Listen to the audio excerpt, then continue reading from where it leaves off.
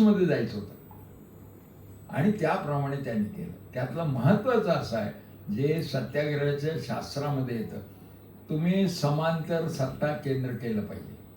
लोक गरीब असतात, त्यांना आधार लागतो, ते सत्ताधाऱ्याच्या बाजूला का असतात, तर इतर ठिकाणी त्यांना आधार नसतो. म्हणून सरदारांनी तिथे पहिला एक आश्रम काढला, ज्याला प्लॅस्टर वगैरे नाही, असं विटाचं बांधकाम केलं आणि सारखे फिरायचे गावात आणि लोकांना सल्ला द्यायचे आणि तेवढे अधिकारवाढीनं म्हणून त्यांच्यावर विश्वास निर्माण झाला. त्यांनी सांगितलं देऊ नका, तर कुणीतरी दिलं एका गावातल्या व्यापाऱ्याने, पारशी व्यापाऱ्याने. तर पुढे जाऊन याने सांगितलं की त्याची शेती करायला मजूर लागणारच ना, पारशाने घेतलं म्हणून, तर मजुरी कोणी करायची नाही तिथे. मग असं करता करता लिलाव कोणी घेईच ना, म्हणजे जमिनींची किंमत शून्य करून टाकली. कारण इंग्रज जप्त करायचे, लोक सारा भरत नाही म्हणून. पहिल्यांदा त्यांची जनावरं न्यायला लागले, तर ही जनावरं लोक आत ठेवायला लागले घरातच आणि बाहेरून कुलूप लावायचे आणि प्रत्येक गावामध्ये एक रक्षक दल तयार झालं. ते झाडावर बसलेले असायचे आणि पोलीस येताना खुणा झाल्याबरोबर सगळे गुरं बिरं, बाजार सुद्धा रात्री भरायचं, सगळे लोक रात्री करायचे.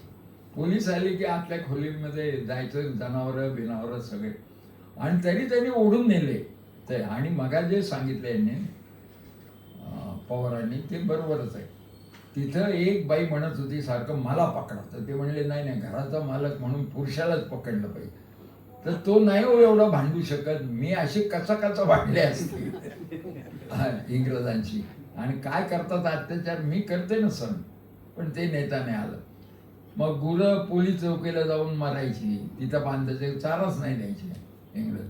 तर याच्या विरुद्धचा लढा होता आणि तिथे गांधींनी त्यांना मनात पास केलं. पुढे गांधींना जेव्हा असहकारितेची चळवळ करायची होती, कायदेभंगाची, तर त्याचं मॉडेल तयार करायचं होतं. जसं गोधऱ्याची दंगल हे भारतात दंगली करण्याचं मॉडेल होतं गुजरातमधलं, बजरंग दल अमुक तसं मॉडेल पाहिजे होतं. तर खेळाचं एक होतं आणि एक आनंदवाले म्हणत होते की आम्ही करतो, कारण गांधीने अटी घातल्या त्या, ज्या गावामध्ये राष्ट्रीय प्रोग्राम आहेत तिथेच आम्ही करू कायदेभंग. राष्ट्रीय प्रोग्राम म्हणजे काय, सरकारी शाळेत जायचं नाही, वेगळी शाळा काढायची. तर अहमदाबादच्या नगरपालिकेच्या सगळ्या शाळा बंद झाल्या, अशा सरदार पटेलने अहमदाबादमध्ये राष्ट्रीय शाळा काढल्या होत्या.